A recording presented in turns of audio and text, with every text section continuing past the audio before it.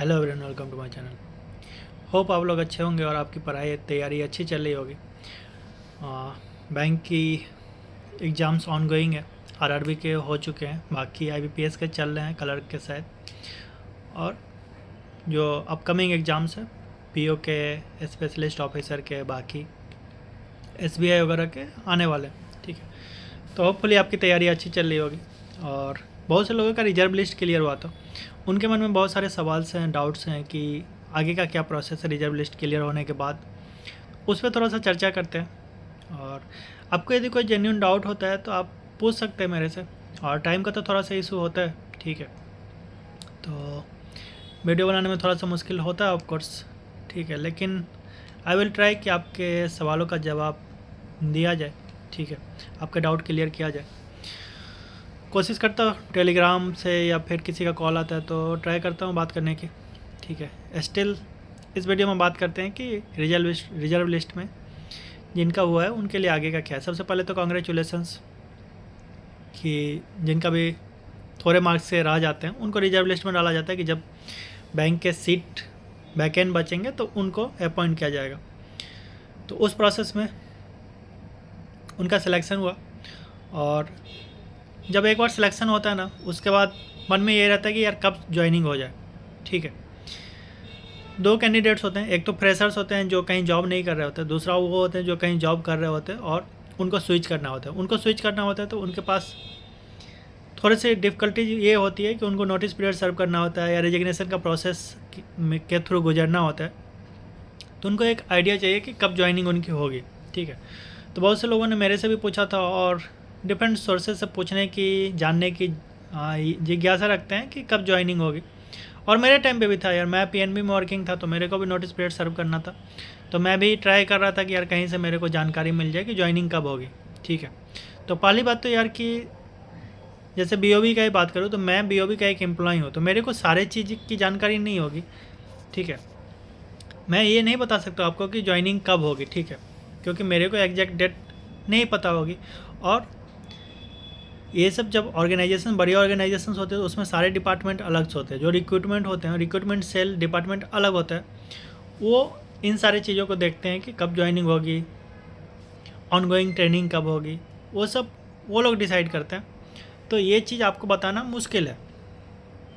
ठीक है, स्टिल मैं एक आपको प्रोसेस बताता हूँ कि यदि आपको ऐसे ही जानना है तो आप रिस्पेक्टिव बैंक के साइट पे जाइए। वहाँ पे आपको रिक्रूटमेंट सेल के ईमेल आईडी मिलेंगे और कॉन्टैक्ट नंबर मिलेंगे, मेनली लैंडलाइन नंबर ही रहते हैं। तो आप उसके थ्रू कॉन्टैक्ट कर सकते हैं। वो भी आपको एग्जैक्ट जानकारी नहीं बताएंगे, एग्जैक्ट डेट नहीं बताएंगे कि इस डेट को आपकी ज्वाइनिंग होगी, लेकिन वो अप्रॉक्स एक बता देंगे कि इस मंथ के एंड तक या मंथ के मिड तक, ऐसे करके वो लोग एक रफ आइडिया आपको दे देंगे। तो रैदर देन आप इधर उधर भटकने के, पूछने के किसी से, आप वहाँ पे कॉल करके या मेल करके आप पूछ सकते हैं। ठीक है, ये एक बात हो गई। बाकी क्या होती है कि बैंक टू बैंक वेरी करती है कि कुछ बैंक क्या होते हैं कि स्टार्टिंग में पहले ट्रेनिंग करवाती है, इंडक्शन ट्रेनिंग, उसके बाद वो ओजेटी ऑन जॉब ट्रेनिंग के लिए आपको भेजते हैं।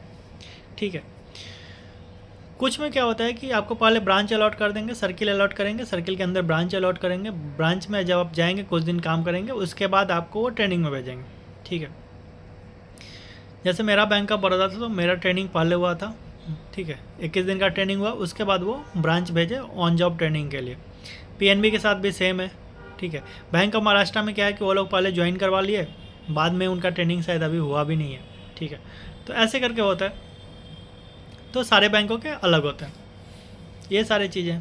बाकी यदि बैंक ऑफ बड़ौदा की बात करूँ, स्पेशली जिनका बैंक ऑफ बड़ौदा में हुआ है, उनके लिए क्या प्रोसेस होगा उस पर थोड़ा सा चर्चा करता हूँ डिटेल में।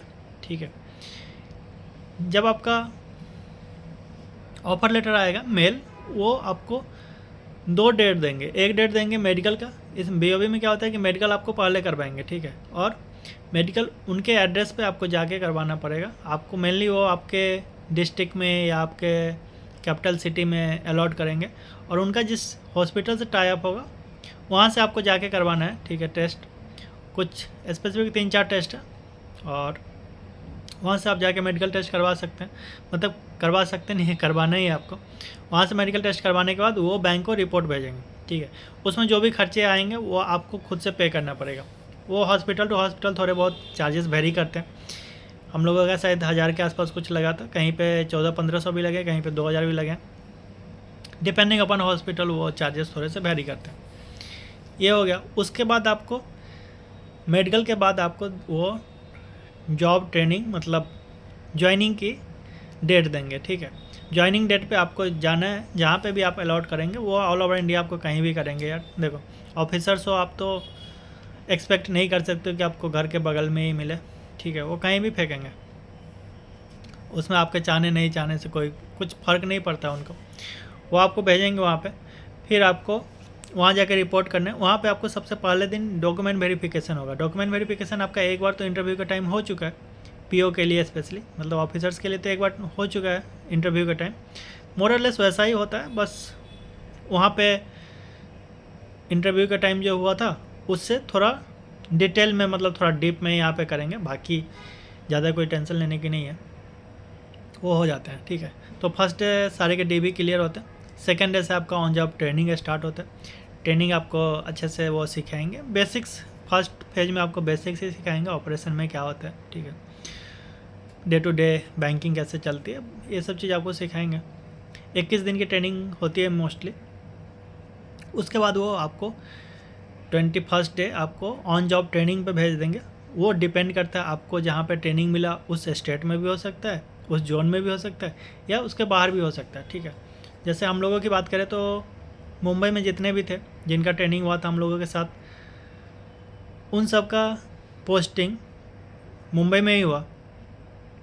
लेकिन बाकी जो जगह पे थे, जैसे लखनऊ में कुछ थे, या फिर जमशेदपुर जिनका ट्रेनिंग हुआ था, कोलकाता जिनका ट्रेनिंग हुआ था, उनमें से ऐसा नहीं था कि उनको वहाँ पे ही पोस्टिंग मिला, उनको बाहर भी फेंका गया, किसी को महाराष्ट्र फेंका गया, किसी को कर्नाटका, किसी को गुजरात, ऐसे करके वो अपने अकॉर्डिंग भेजे, ठीक है।